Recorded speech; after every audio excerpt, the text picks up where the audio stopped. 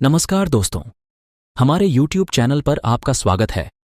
आज हम बात करेंगे हिंदुओं के सबसे पवित्र तीर्थ स्थल केदारनाथ के बारे में। इससे पहले कृपया हमारे YouTube चैनल को सब्सक्राइब, लाइक, शेयर करें। तो आइए बात करते हैं केदारनाथ के बारे में। केदारनाथ मंदिर भारत के उत्तराखंड राज्य के रुद्रप्रयाग जिले में स्थित हिंदुओं का प्रसिद्ध मंदिर है।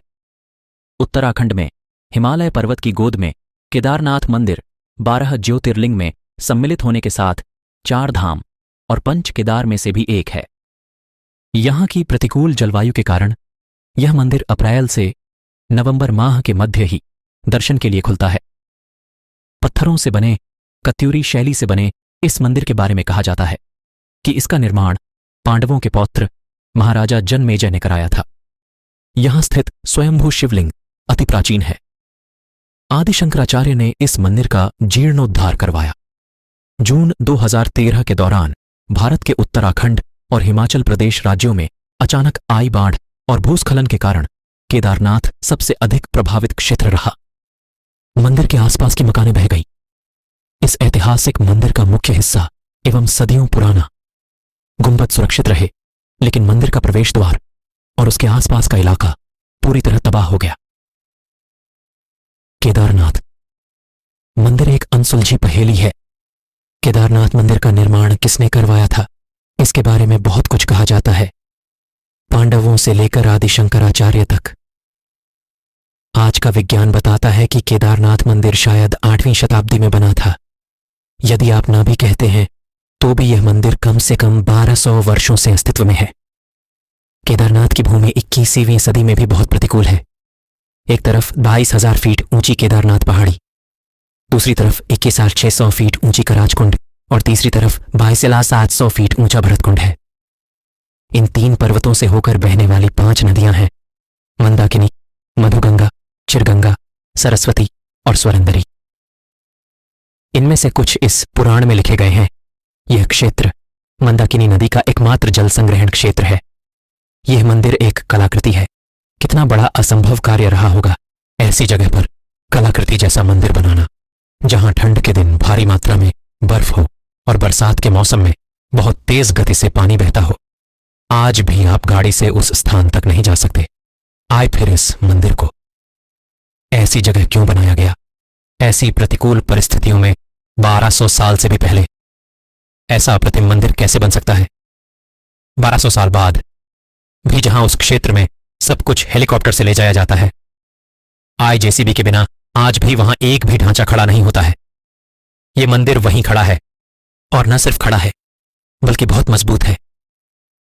हम सभी को कम से कम एक बार यह सोचना चाहिए। वैज्ञानिक अनुमान लगाते हैं कि यदि मंदिर 10वीं शताब्दी में पृथ्वी पर होता तो यह हिमयुग की एक छोटी अवधि में होता। Wadia institute of geology Dehradun ने केदारनाथ मंदिर की चट्टानों पर लिग्नोमैटिक डेटिंग का परीक्षण किया। यह पत्थरों के जीवन की पहचान करने के लिए किया जाता है। परीक्षण से पता चला कि मंदिर 14वीं सदी से लेकर 17वीं सदी के मध्य तक पूरी तरह से बर्फ में दब गया था। हालांकि मंदिर के निर्माण में कोई नुकसान नहीं हुआ। 2013 में केदारनाथ में आई विनाशकारी बाढ़ को सभी ने देखा होगा। इस दौरान औसत से 373% अधिक बारिश हुई थी। आगामी बाढ़ में 548 लोग, सरकारी आंकड़े, मारे गए और 450 गांवों को नुकसान पहुंचा। भारतीय वायुसेना ने 1,10,000 से ज्यादा लोगों को एयरलिफ्ट किया। सब कुछ ले जाया गया। लेकिन इतनी भीषण बाढ़ में भी केदारनाथ मंदिर का पूरा ढांचा जरा भी प्रभावित नहीं हुआ। भारतीय पुरातत्व सोसाइटी के मुताबिक बाढ़ के बाद भी मंदिर के पूरे ढांचे के ऑडिट में 99% मंदिर पूरी तरह सुरक्षित है। 2013 की बाढ़ और इसकी वर्तमान स्थिति के दौरान निर्माण को कितना नुकसान हुआ था, इसका अध्ययन करने के लिए IIT मद्रास ने मंदिर पर NDT परीक्षण किया। साथ ही कहा कि मंदिर पूरी तरह से सुरक्षित और मजबूत है। यदि मंदिर 2 अलग-अलग संस्थानों द्वारा आयोजित एक बहुत ही वैज्ञानिक परीक्षण में उत्तीर्ण नहीं होता है, तो आज के समीक्षक आपको सबसे अच्छा क्या कहता? मंदिर के अक्षुण्ण खड़े रहने के पीछे जिस दिशा में इस मंदिर का निर्माण किया गया है, व जिस स्थान का चयन किया गया है, यही प्रमुख कारण है। दूसरी बात यह है कि इसमें इस्तेमाल किया गया पत्थर बहुत सख्त और टिकाऊ होता है। खास बात यह है कि इस मंदिर के निर्माण के लिए इस्तेमाल किया गया पत्थर वहां उपलब्ध नहीं है, तो जरा सोचिए कि उस पत्थर को वहां कैसे ले जाया जा सकता था। उस समय इतने बड़े पत्थर को ढोने के लिए इतने उपकरण भी उपलब्ध नहीं थे। इस पत्थर की विशेषता यह है कि 400 साल तक बर्फ के नीचे रहने के बाद भी इसके गुणों में कोई अंतर नहीं है। आज विज्ञान कहता है कि मंदिर के निर्माण में जिस पत्थर और संरचना का इस्तेमाल किया गया है तथा जिस दिशा में बना है, उसी की वजह से यह मंदिर इस बाढ़ में बच पाया। केदारनाथ मंदिर उत्तर दक्षिण के रूप में बनाया गया है, जबकि भारत में लगभग सभी मंदिर पूर्व पश्चिम हैं। विशेषज्ञों के अनुसार यदि मंदिर पूर्व पश्चिम होता तो पहले ही नष्ट हो चुका होता या कम से कम 2013 की बाढ़ में तबाह हो जाता। लेकिन इस दिशा की वजह से केदारनाथ मंदिर बच गया है। इसलिए मंदिर ने प्रकृति के चक्र में ही अपनी ताकत बनाए रखी है। मंदिर के इन मजबूत पत्थरों को बिना किसी सीमेंट के एशलर तरीके से एक साथ चिपका दिया गया है। इसलिए पत्थर के जोड़ पर तापमान परिवर्तन के किसी भी प्रभाव के बिना मंदिर की ताकत अभेद्य है। टाइटैनिक के डूबने के बाद पश्चिमी लोगों ने महसूस किया कि कैसे एनडीटी परीक्षण और तापमान ज्वार को मोड़ सकते हैं। लेकिन भारतीय लोगों ने यह सोचा और यह 1200 साल पहले परीक्षण किया। क्या केदारनाथ उन्नत भारतीय वास्तुकला का ज्वलंत उदाहरण नहीं है? 2013 में मंदिर के पिछले हिस्से में एक बड़ी चट्टान फंस गई और पानी की धार विभाजित हो गई। मंदिर के दोनों किनारों का तेज पानी अपने साथ सब कुछ ले गया, लेकिन मंदिर और मंदिर में शरण लेने वाले लोग सुरक्षित रहे, जिन्हें अगले दिन भारतीय वायुसेना ने एयरलिफ्ट किया था।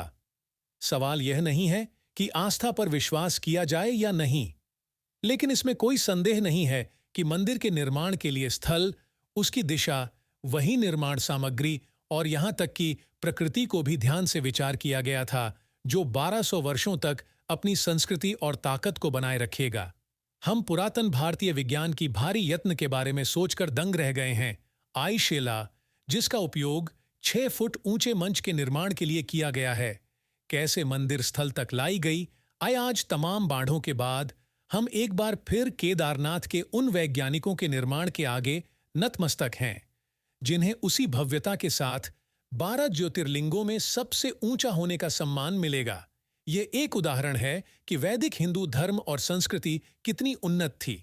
उस समय हमारे ऋषि मुनियों यानी वैज्ञानिकों ने वास्तुकला, मौसम विज्ञान, अंतरिक्ष विज्ञान, आयुर्वेद में काफी तरक्की की थी।